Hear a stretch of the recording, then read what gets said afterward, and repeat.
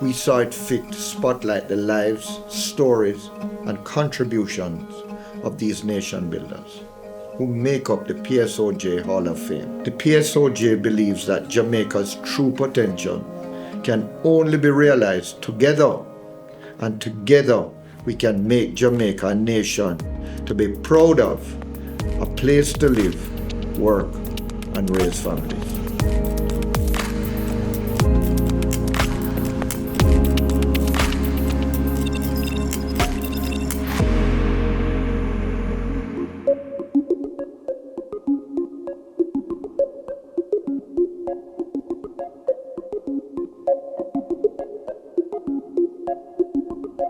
Let's hear about his journey through the private sector. I'm Richard Byles, President and Governor of the Bank of Jamaica. I went to the great college, Jamaica College, and I fell in love with economics in sixth form. Studied economics at university and saw myself as having a career in the public sector. I did for a long time until I went and did my master's in the UK, came back and got very interested in the stock market and started to invest whatever I had. My good friend Rita Humphreys is someone I met at a government agency, and she was always very encouraging of me to be in the private sector. On one occasion, I went on her behalf, Rita, to interview Morris Facey as chairman of the Pan Jamaican Investment Trust. The interview lasted for about a half an hour, and at the end of it, he advised me that he had read a document that I had written on Lidford Farms. Said he disagreed with the conclusions, but thought it was well read and well reasoned, and wanted to know if I'd join him and run the bank. I didn't know a lot about the bank, tell you the truth, but the bank was really small, so I had a good chance of learning quickly and not being destructive. So after a little hemming and hawing, I took the job. And 2 years later, the bank was pretty successful. He called me into his office and he said, Valerie and I, that's his wife, have discussed this and we have agreed you should be CEO of the whole group. Well, that was to my shock, because Pan Jam was a listed company and very substantial. And there were a number of other executives in the group who ran operations that was even bigger than the bank. But nonetheless, it was another twist and turn in my career that I didn't expect, but I always seized the opportunities. I took it to run the bank, and I'm taking it now to run the group. Spent 13 years with the group and transformed it from being scattered in the sense of having many small investments, most of which were not successful, to one that was more focused and very successful on the stock market.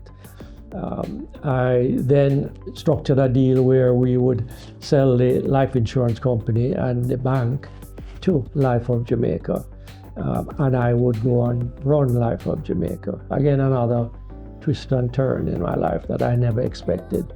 Life insurance is as far from my personality as you can get, but opportunity knocked and I took the chance.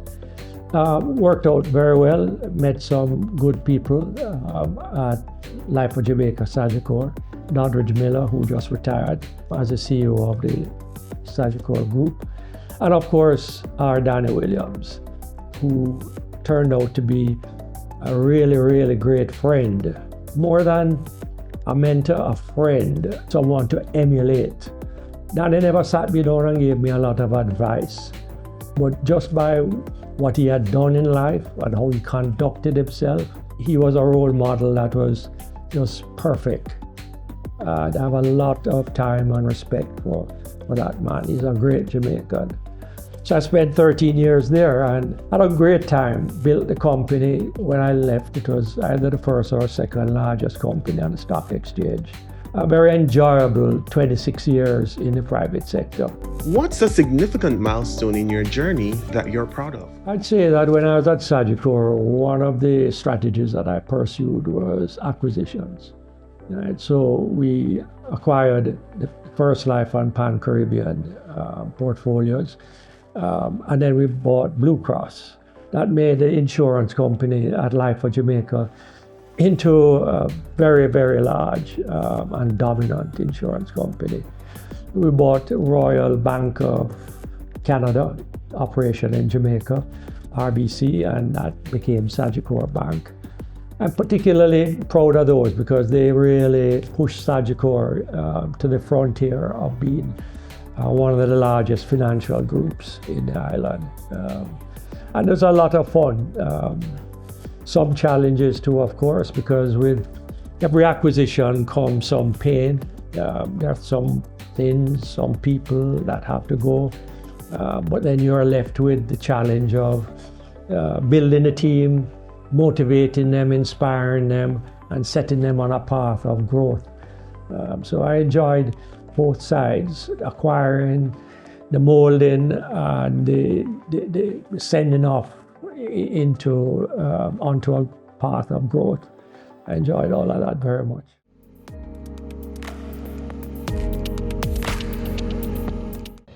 Every generation brings new hopes and ambitions.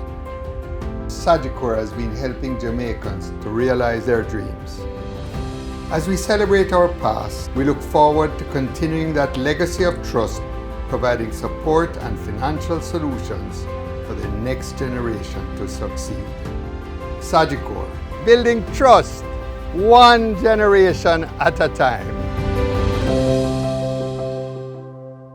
Private sector advancing with power, purpose, and drive. Growing stronger, growing together. Backed by the PSOJ, or Advocate and Champion. Respected leadership powered by Jamaica's most impactful companies. Our members connect, collaborate, and shape policies that drive growth from advocacy to action. Be part of a network of the best and become even better. Join the PSOJ today. Visit www.psoj.org to sign up or email membership at psoj.org. The PSOJ. Great minds, great businesses, better together.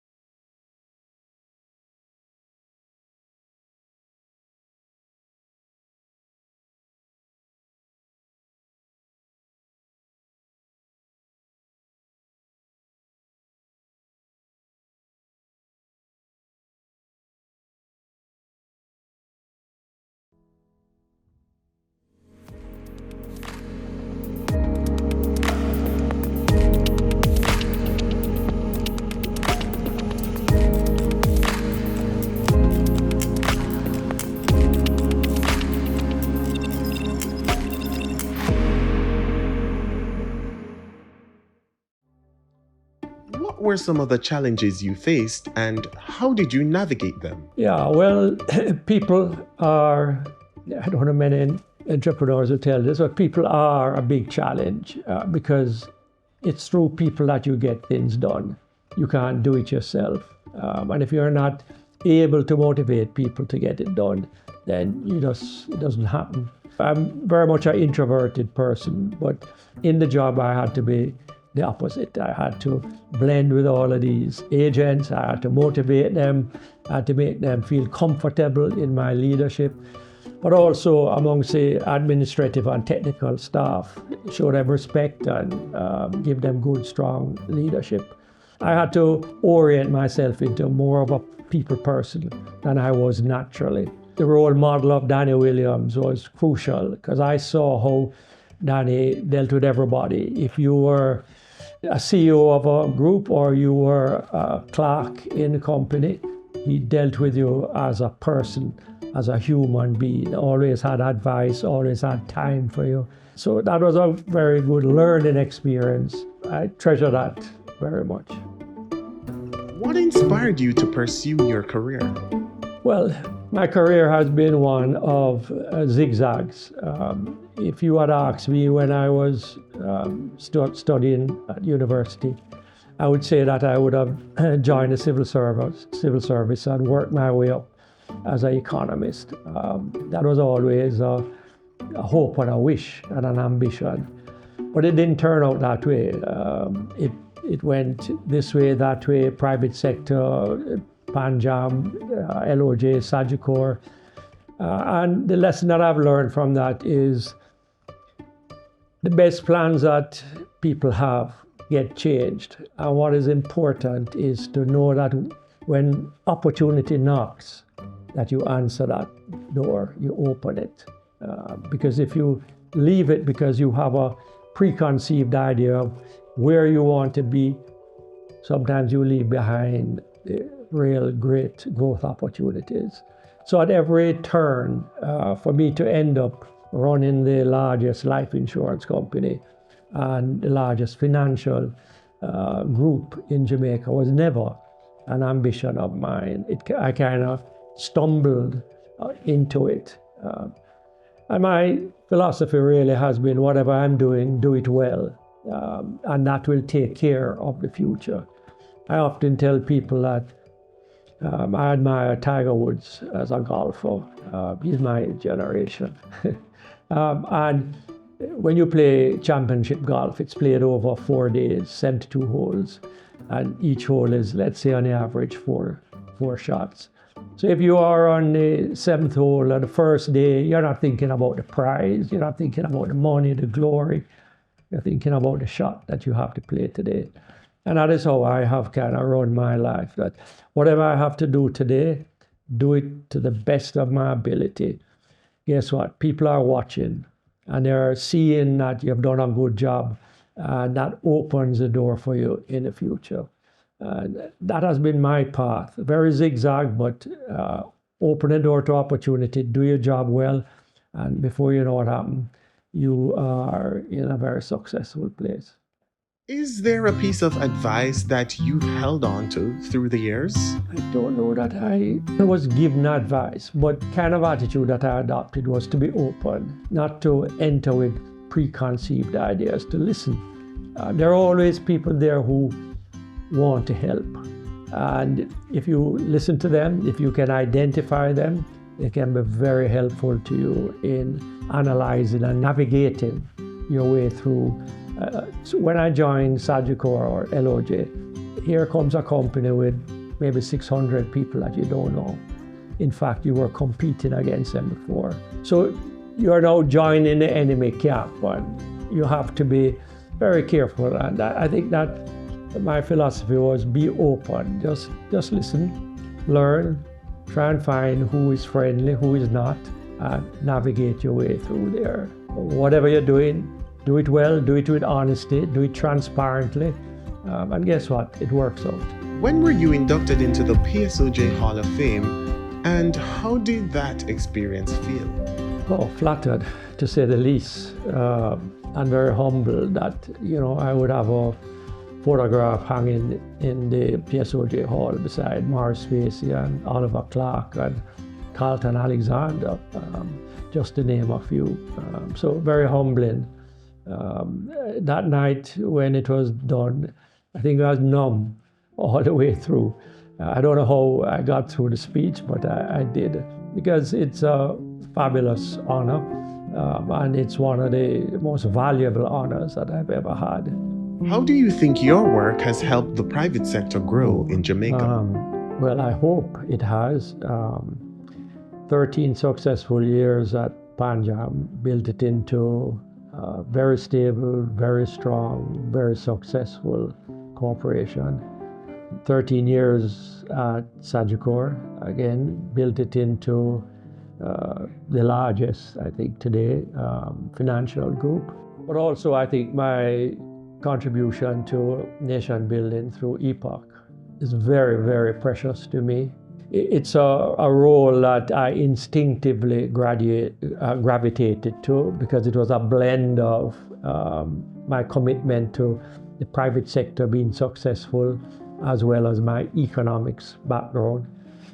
So in playing that role as co-chairman of EPOC, which I did for 2 or 3 years, I don't quite remember, it was a very powerful experience, and in more ways than one, because it put me a lot in the public's eye, no doubt created some friends and some enemies, but I think in the end it worked out fine for Jamaica.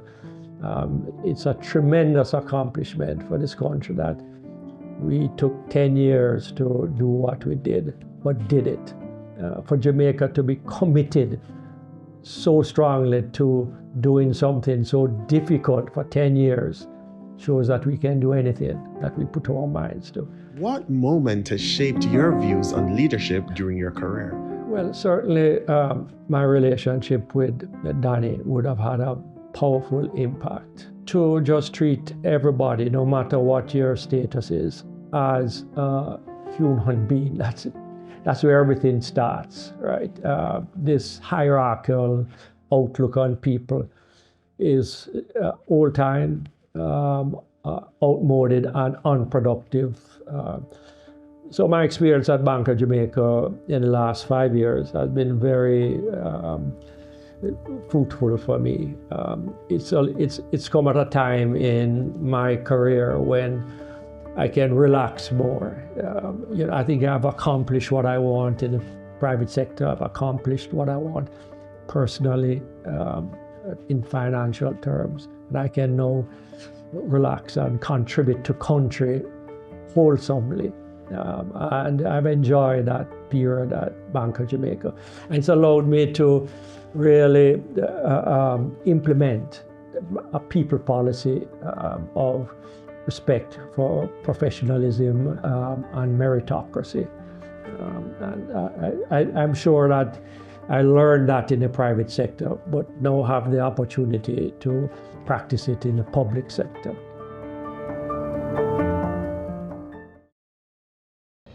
Every generation brings new hopes and ambitions. Sagicor has been helping Jamaicans to realize their dreams. As we celebrate our past, we look forward to continuing that legacy of trust, providing support and financial solutions for the next generation to succeed. Sagicor, building trust, one generation at a time.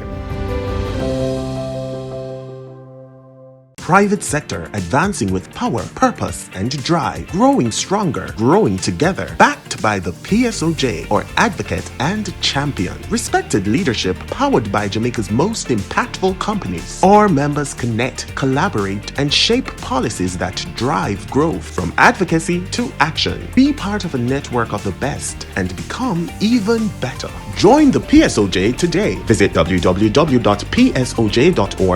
to sign up or email membership at psoj.org. The PSOJ. Great minds, great businesses, better together.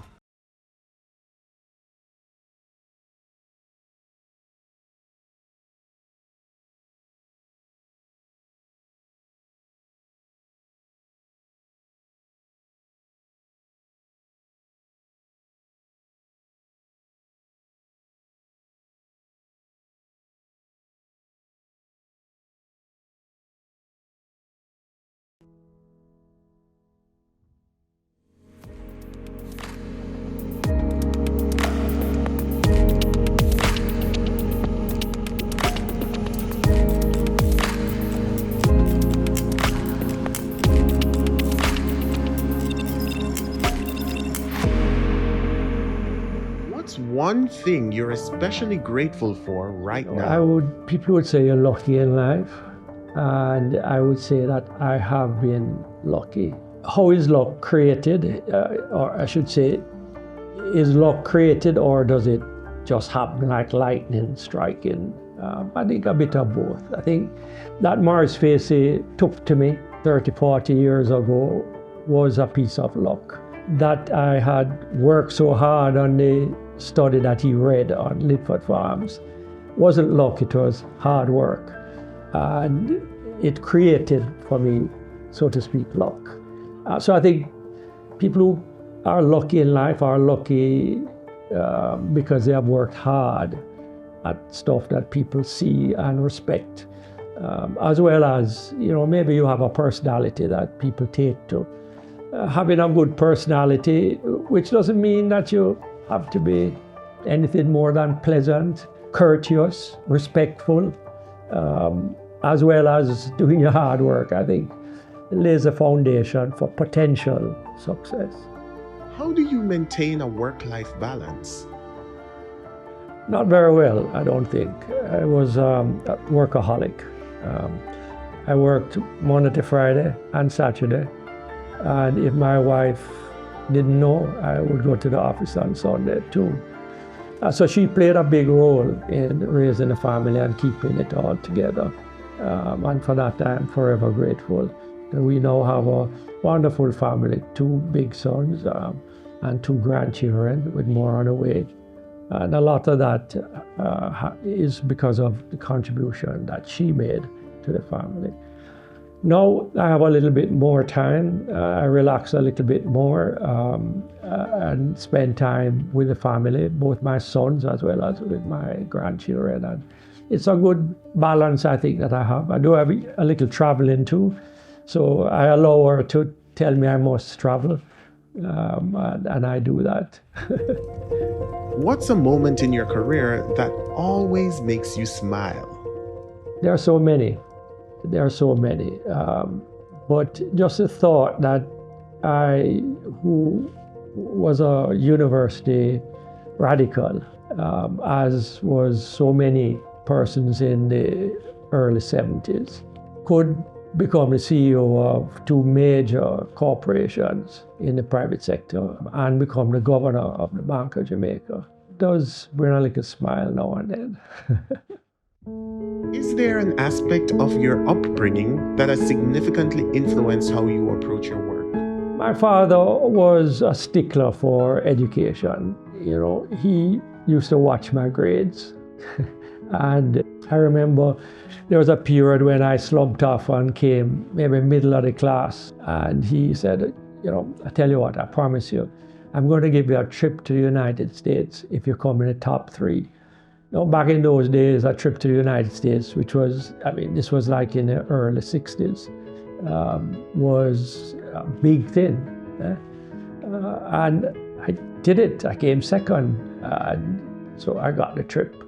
So he always said, education, which he had just a secondary school level. He went to Woolman's. He always pushed me. I had to go to university. I had to do a postgraduate degree because he felt that that was a pathway to success in life. And I think that's absolutely true. And I would give that advice to every young person today. Get your education. It's insurance against poverty. You can be successful with it. It is the foundation for you to have a great life in the future.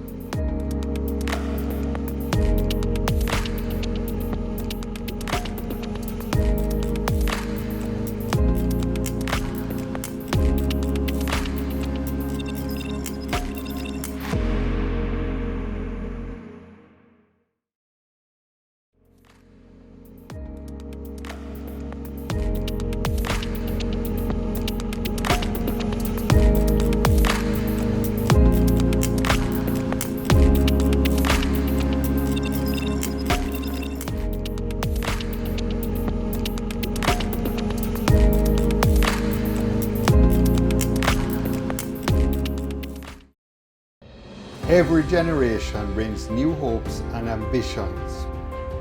Sagicor has been helping Jamaicans to realize their dreams. As we celebrate our past, we look forward to continuing that legacy of trust, providing support and financial solutions for the next generation to succeed. Sagicor, building trust, one generation at a time. Private sector advancing with power, purpose, and drive. Growing stronger, growing together. Backed backed by the PSOJ or advocate and champion. Respected leadership powered by Jamaica's most impactful companies. Our members connect, collaborate, and shape policies that drive growth from advocacy to action. Be part of a network of the best and become even better. Join the PSOJ today. Visit www.psoj.org to sign up or email membership at psoj.org. The PSOJ. Great minds, great businesses, better together.